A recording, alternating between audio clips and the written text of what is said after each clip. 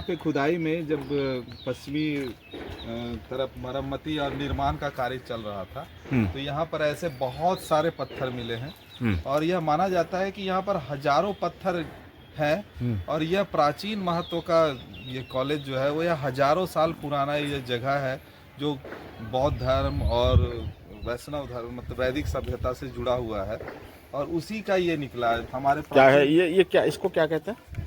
ये एक मूर्ति का टूटा हुआ भाग है जिसमें देखिए ये मूर्ति बुद्ध के से भी प्राचीन ये बताया जाता है कि बुद्ध की मूर्ति को से भी प्राचीन ये सब मूर्तियाँ मतलब ये शिला मतलब ये है जिसको बनाया गया है वो बना करके।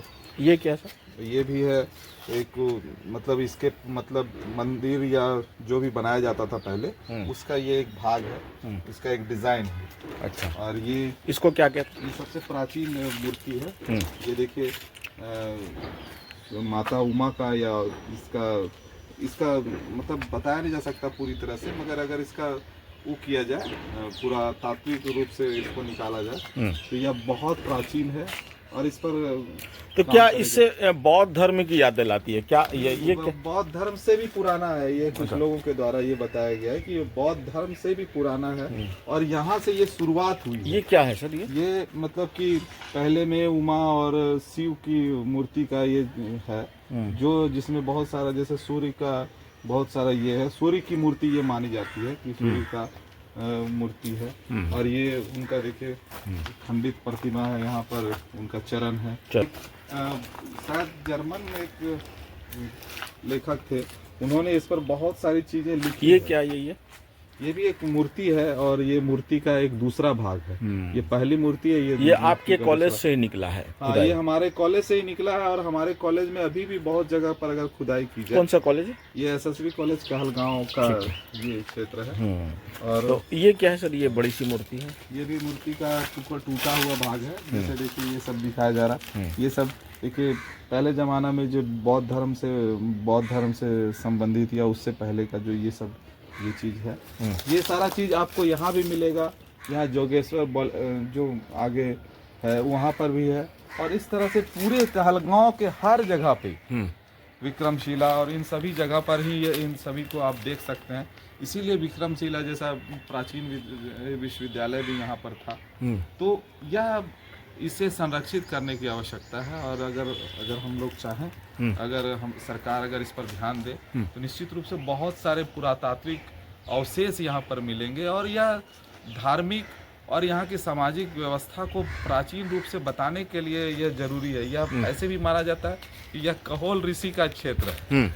कहोल ऋषि के नाम के आधार पर ही इसे कहलगांव नाम दिया गया। कहोल ऋषि यहाँ पर बहुत बड़े ऋषि माने जाते हैं। अच्छा।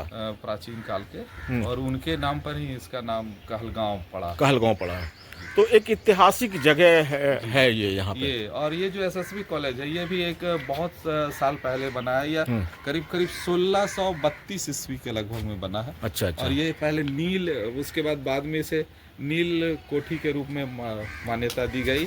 इसी से पूरे कहलगांव के पूरे क्षेत्र में यहीं पे जो नील की खेती की जाती थी इस पूरे जगह पर, उसी जगह पर यहाँ पर आके सारा सामान डंप किया जाता था और यहाँ से पूरे विदेश में, पूरे विश्व में सभी जगह यहाँ से नील के खेती के लिए एक बहुत बड़ा स्थान माना जाता था। जिसे इस कॉलेज की खास बात क्या है सर? इस कॉलेज में कितने बच्चे यहाँ पे ज़ेरे तालीम है, कितने बच्चे पढ़ रहे हैं?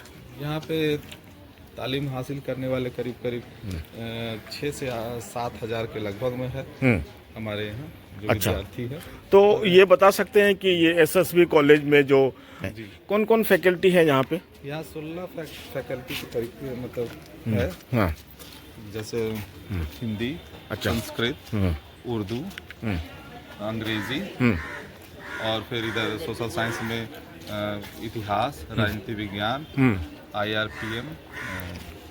उसके बाद अगर हम देखते हैं साइंस में फिजिक्स, केमिस्ट्री, बायोलॉजी, ये सारा सब्जेक्ट है। और साथ ही साथ कॉमर्स की पढ़ाई नहीं होती, साइंस और आर्ट्स की पढ़ाई होती है। यह सबसे बड़ी बात यह है कि यह एक बहुत लंबी दूरी को के छात्रों को पोषित करने का एक सबसे बेहतरीन जगह है। यहाँ से पीर पैंती जो है वह 35 किलोमीटर के लगभग में है और वहाँ से यहाँ पर बच्चे आते हैं और झारखंड के बहुत सारे क्षेत्रों से आते हैं और इधर भी बहुत दूर तक सबौर में, यानी यहाँ से करीब 30 किलोमीटर दूर के बाद है, यानी कि 30-60 किलोमीटर के बहुत बड़े एरिया को यह कॉलेज जो है वह कवर करता है। और यहाँ के जो बच्चे हैं उसके लिए एकमात्र ये सरकारी कॉन्स्टिट्यूएंट कॉलेज है।